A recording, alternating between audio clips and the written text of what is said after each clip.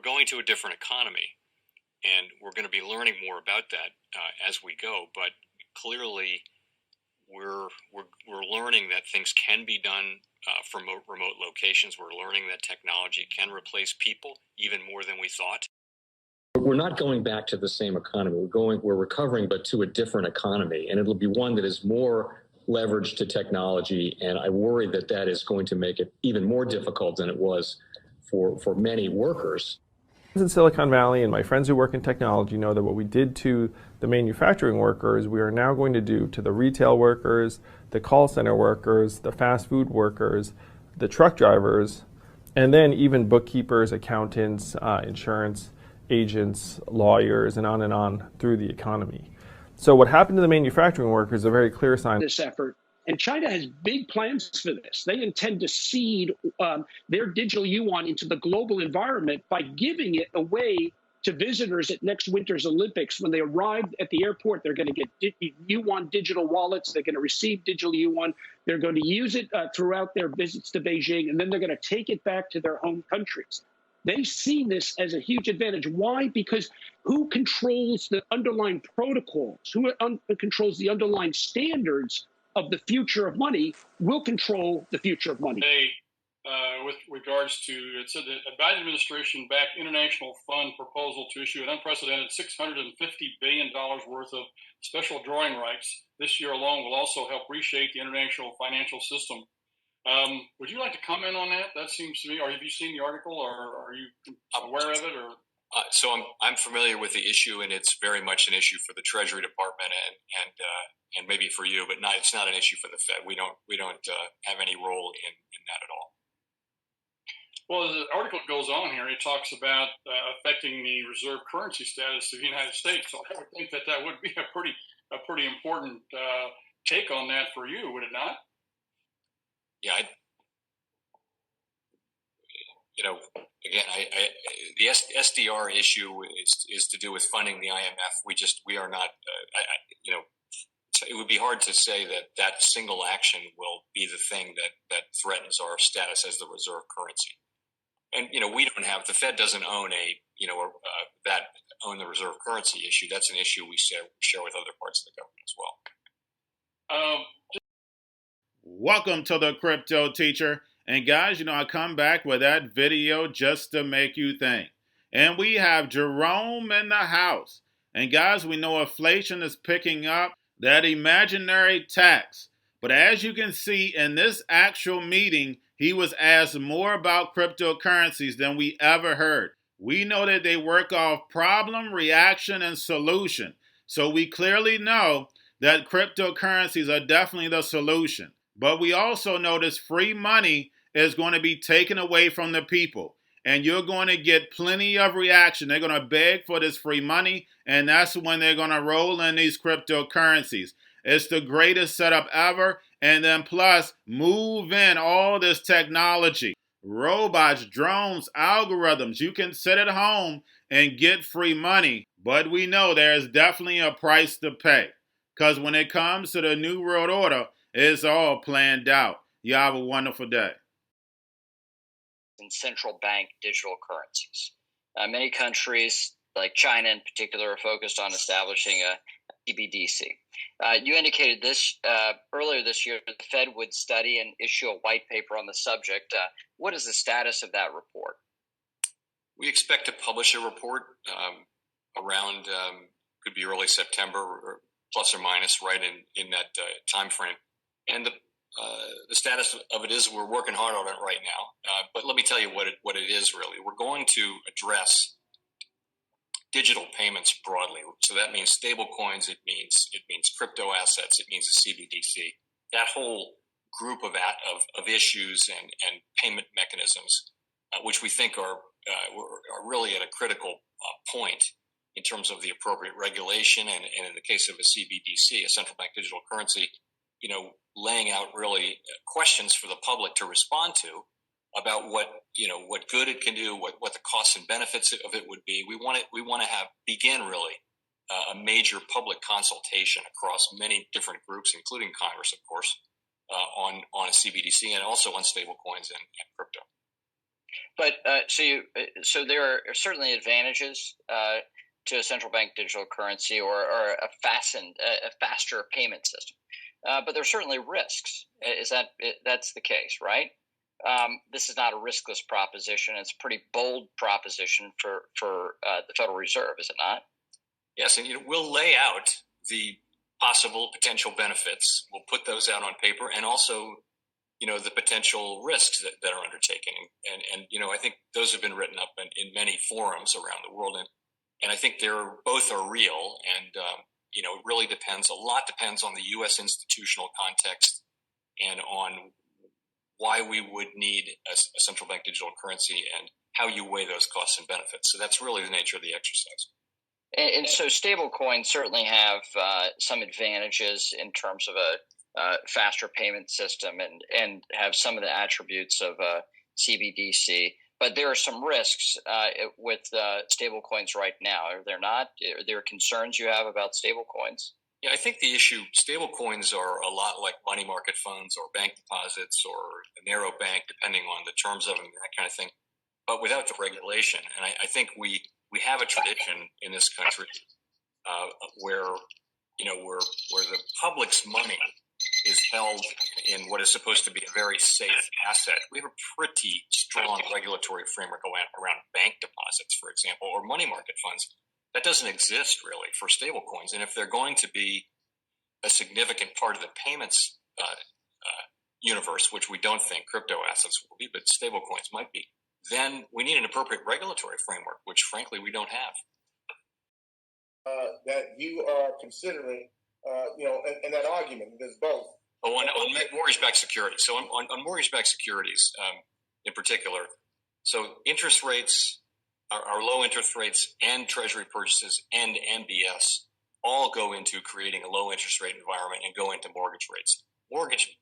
Mortgage-backed securities purchases really work a lot like treasury purchases. They aren't especially important in what's happening with housing prices. They are nonetheless they clearly are a factor among factors. So this is one of the things that we'll be considering as we go through this process of evaluating when to taper and in what form, what will be the composition of asset purchases going forward. Those are all issues that we'll be discussing at this next meeting in a couple of weeks. Pleased to hear in your opening remarks that the Fed plans an open dialogue with the public and with stakeholders regarding CBDCs as well as cryptocurrency generally. And I think that's much needed. And I'm very proud of the fact that the Boston Fed, under the leadership of Eric Rosengren, has been working with MIT in their cryptocurrency lab on working on this digital dollar for the United States and for the Fed. I am a little bit worried about the pace, though.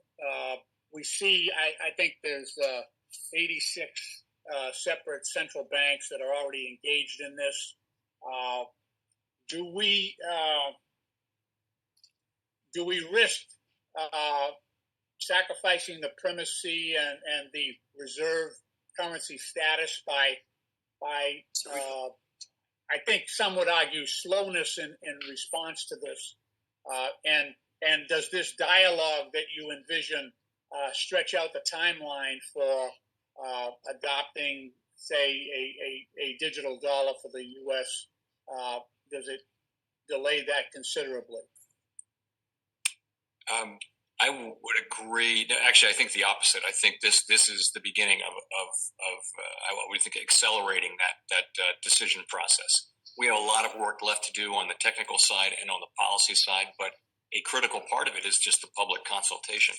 But on reserve currency, the U.S. is the reserve currency. There really isn't a good competitor out there because all the things you need to be the reserve currency, really, the United States has it. We're not in danger of losing it. Certainly not to China, which doesn't have an open capital account, that kind of thing. It's the kind of status that, as you well know, lasts for many, many years. So I'm not concerned about.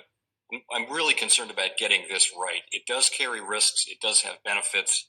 It's quite specific to the institutional context of each country. And I want to get it right. We are the reserve currency. We have first mover advantage by virtue of that. So I think it's way more important to get it right than it is to do. And the American Rescue Act is the reason for prolonged high unemployment rates, and has it, in fact, slowed down our economic recovery?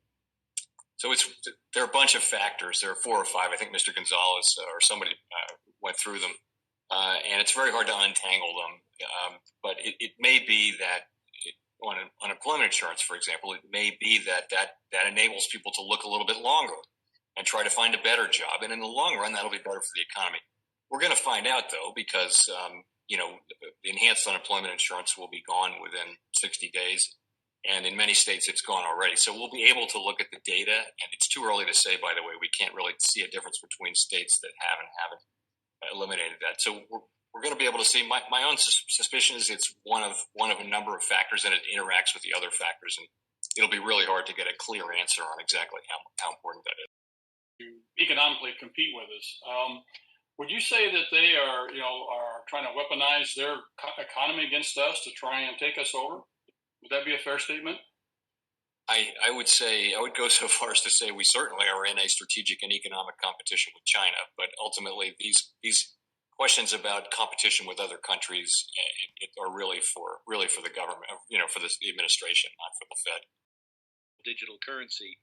Chairman Powell, is it the intention that any such currency would have fully implement the Know Your Customer and anti-money laundering standards? So we're at the very early design stages, but the answer to your question is going to wind up being yes. Good. And you've said that that crypto wouldn't become a currency. Crypto means hidden, and that is the great advantage that cryptocurrencies will have over a federal digital currency, because they are designed to be crypto, hidden from the U.S. government, especially the IRS. And of course, that pleases what I call the anarchist pseudo-patriots, who half the time are telling us that the federal government needs to enforce laws and have a strong foreign policy and enforce our sanctions and achieve our national security goals without deploying our troops. And they spend the other half of their time being delighted whenever anyone strikes a blow for liberty by evading our tax laws, our sanctions laws, etc. Looking at fiscal policy, you can't determine or project monetary policy without some guess as to what our deficit will be. What do you use when you tell us what you're intending to do with monetary policy?